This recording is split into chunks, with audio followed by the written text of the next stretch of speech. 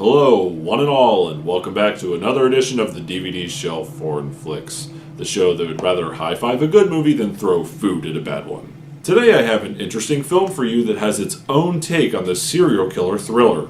That's right, today is all about the 2012 South Korean film Confession of Mürdèr.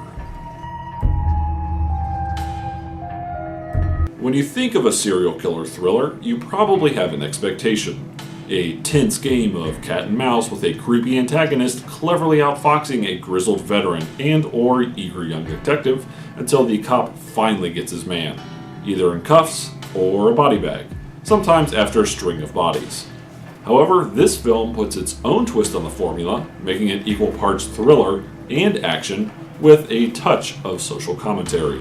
The story opens with Detective Choi hot on the trail of a serial killer. The killer narrowly escapes after cutting the face of the detective and taking a bullet in the shoulder. A couple of years go by, making it a total of 15 years since the last murder, and as such, the statute of limitations has passed. Who knew there could be a statute of limitations on murder? As a side note, for anyone finding this premise too unrealistic already, that was indeed the actual statute of limitations on first-degree murder in South Korea until 2007. At which point it was extended to 25 years. And this film, while released in 2012, mostly takes place in 2007 prior to the 25-year extension. Since then, the statute has been removed altogether for that crime. Now, back to the movie. With the statute of limitations up, the killer, Lee, comes forward with a book in which he describes all of the murders in gruesome detail, and providing irrefutable proof that he is indeed the killer. This infuriates Choi, who isn't fully convinced Lee is the killer, despite the overwhelming evidence that he is who he claims to be. Also angered by this book are the family members of the other murder victims who create their own plot to avenge the deaths of their loved ones.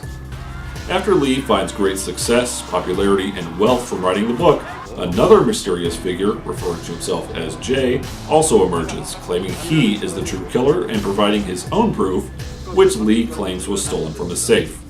This leads to a media showdown between Lee, Jay, and Detective Choi, as everyone wants to know who the real killer is. Amongst all of these plot elements, I feel this film is not only trying to provide us with an entertaining ride of a film, but also making some interesting social commentary.